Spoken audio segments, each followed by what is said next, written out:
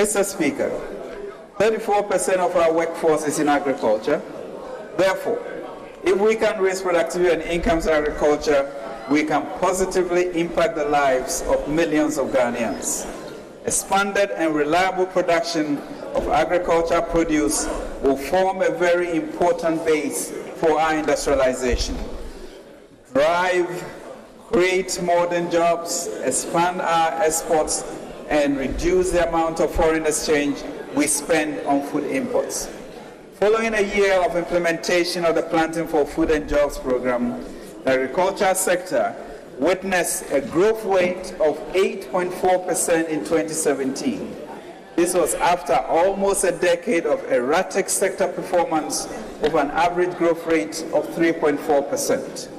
On account of this massive success, government implemented an expanded version of the Planting for Food and Jobs in 2018 with more ambitious targets. Compared to a target of 500,000 farmers, a total of 577,000 farmers were supplied with subsidized fertilizers and seed for the 2018 cropping season, and we expect another highly successful year. In 2019, we plan, Mr. Speaker, to expand the program to cover 1 million farmers. Never before, Mr. Speaker, in our history, since the cocoa industry, have we given so much prominence to our farmers.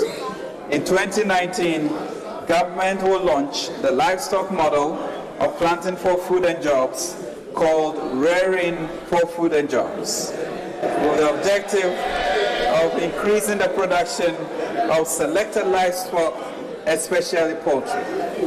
Mr. Speaker, we believe we can leverage the PFJ and the RFJ programs and our other efforts in agriculture to reduce our large imports. As a country, we spend over $2 billion every year importing food. For example, we import over $1 billion of rice, $320 million of sugar, $374 million of poultry. Most of these, Mr. Speaker, we could produce here, creating jobs and saving foreign exchange. It is therefore a key goal of government to replace a significant fraction of these imports with domestic production in the medium term. Mr. Speaker, in the case of rice, the strategy is to increase volumes through increased yields of rice by expanding production areas in irrigated schemes, valleys and lowlands around the country. This strategy will be underpinned by making available to farmers improved and certified seeds, subsidized fertilizers, enhanced access to mechanized harvesters to reduce post-harvest losses due to traditional labor-intensive threshing, and encourage private sector investment in milling facilities. This will ensure that the quality of locally processed rice will be at par with imported rice. Mr. Speaker, we are procuring some $200 million to support irrigation around the country. In the case of poultry, about 70% of the cost of production comes from feed, which in turn is primarily determined by the cost and availability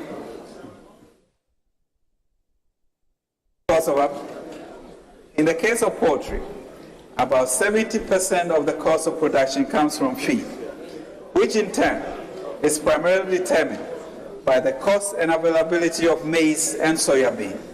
So in order to bring down the cost of feed and make poultry production in the country competitive, the Ministry of Food and Agriculture is working on a program to sustainably boost soya production in the country through provision of improved and certified seed, subsidized fertilizer, and harvest equipment to reduce field losses.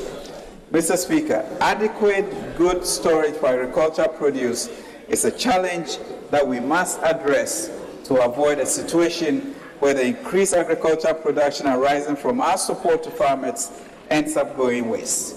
In 2019, government expects to increase its warehouse storage capacity by around 80,000 metric tons. Mr. Speaker, world cocoa prices remain low after declining by a third in 2017-2018 season. Despite a significant decline, government maintained the producer price at 7,600 Ghana cedis per ton to ensure that farmers did not suffer loss of income and purchased 904,000 metric tons of cocoa in the 2017-2018 season. This season, government maintained the producer price at 7,600 Ghana cedis per ton and plan to purchase at least 900,000 tons. We need, Mr. Speaker, to add value to our cocoa output.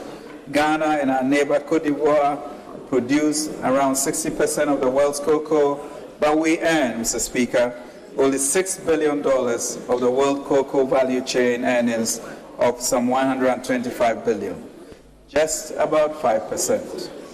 Through the Ghana Cote d'Ivoire Cocoa Initiative, government is working on several fronts to increase the value that we gain from our cocoa. They include vigorously promoting both domestic and international cocoa consumption, an initiative for market expansion for exports of cocoa products to Asia, and provision of incentives to the private sector to set up cocoa processing factories. Mr. Speaker, we have, as part of our strategy to revamp the agricultural sector, also placed focus on the tree crop subsector.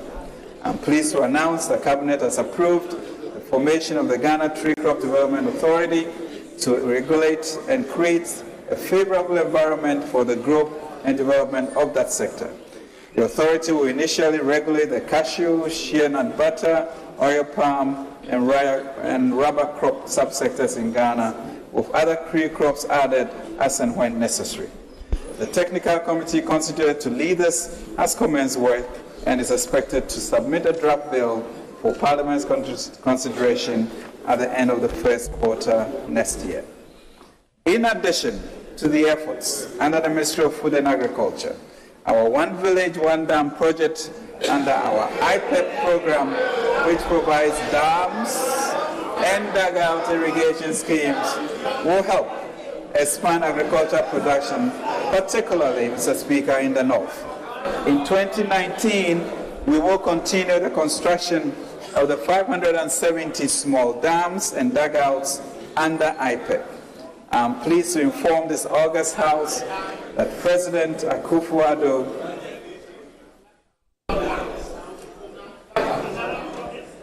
when he launched the Ghana Commodity Exchange, committed that the exchange will become a new pillar of the financial system in Ghana and will promote private sector investment in West Africa.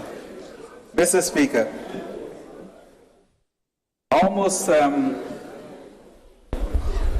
20 years ago, in 1990, 28 years ago in 1990, we launched the Ghana Stock Exchange with a market capitalization of 3 million Ghana cedis.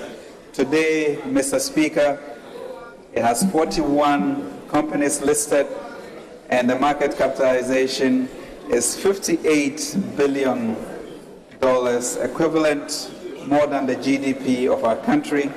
So this small seed that the President launched in opening the commodity exchange, we should expect great things for agriculture and our farming community. It is, Mr. Speaker, the first in West Africa and one of the 3 in Africa, and will establish linkages between agricultural commodity producers and buyers to secure competitive prices for their products, to assure the market quantity and quality of products, and timely settlement of trade. This is to support the government of Ghana's drive to promote agriculture through planting for food and jobs and one district, one factory. The associated warehouse receipts can also develop into a tradable security, and we are hopeful our financial system will take up that initiative. Mr. Speaker, to help manage the risk in agriculture and stimulate private sector lending to the agriculture sector, government is establishing the Ghana Incentive-Based Risk-Sharing System for Agricultural Lending. An amount of 400 million Ghana cedis of an additional funding of $14 million from Africa Development Bank has been set aside to operationalize GERSAL in 2019. GERSAL aims to provide guarantees to promote commercial bank lending to the agricultural sector. Industrialization. Mr. Speaker, our industrialization efforts are aimed at adding value to our agricultural produce and natural resources, and on leveraging our competitive advantage based on our growing and increasingly educated youth. We will support the development of agro-processing, mainly through the One District, One Factory program, taking advantage. Honorable members,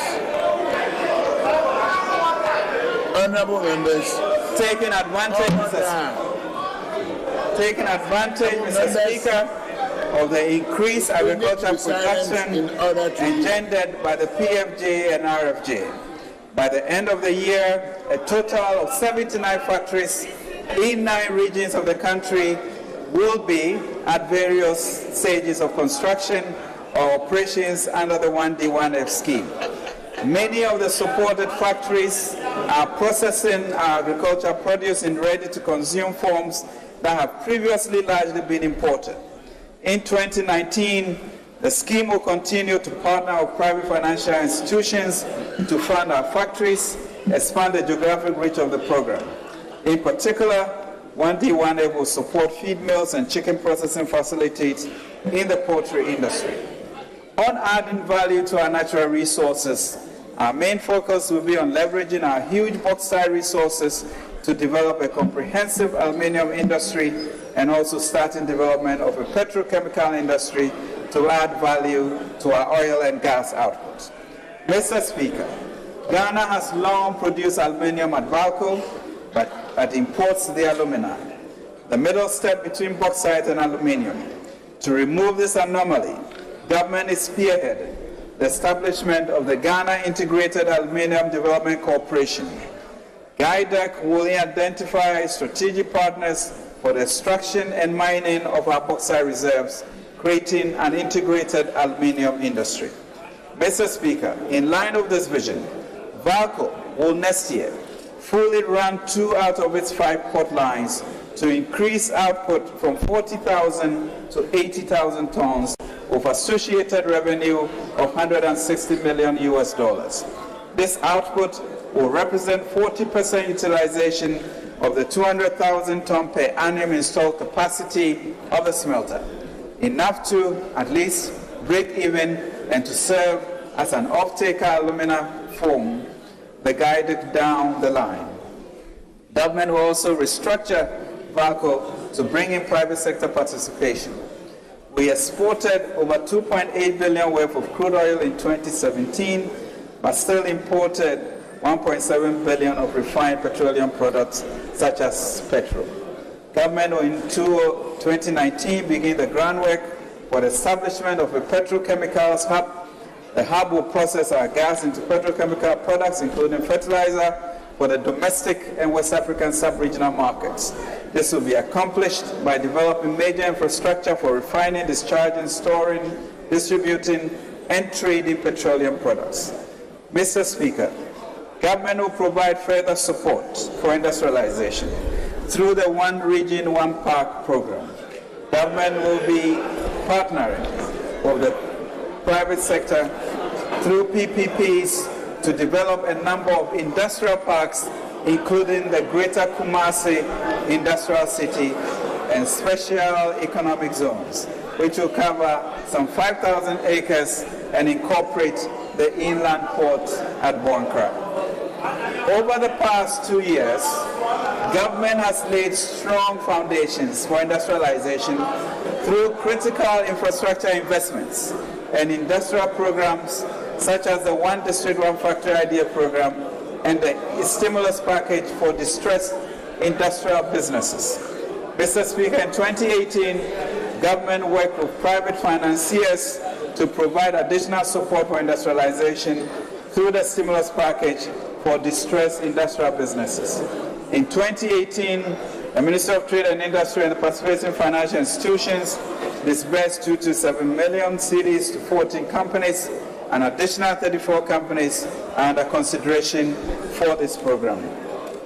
Mr. Speaker, in addition to these, government will further pursue industrialization along a 10-point plan that prioritizes key industrial subsectors for investment. These include automotive and vehicle assembly, pharmaceuticals, garments and textiles, vegetable oil and fats, industrial starch, industrial chemicals, iron and steel. Government has already signed MOUs with 3 automobile companies, Volkswagen, Nissan and Sinotruk, towards the establishment of assembly plants in Ghana.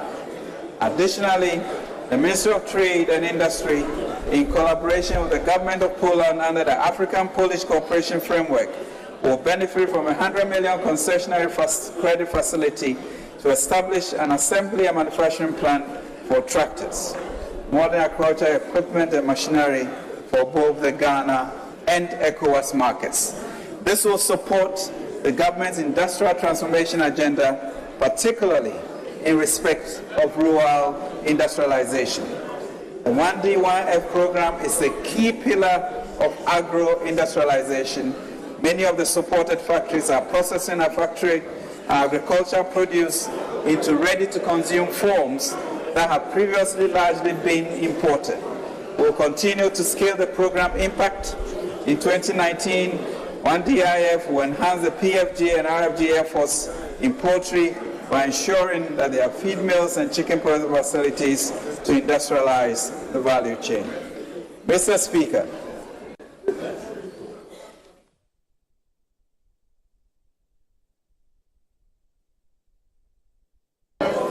government will in 2019 begin the groundwork for the establishment of a petrochemical hub.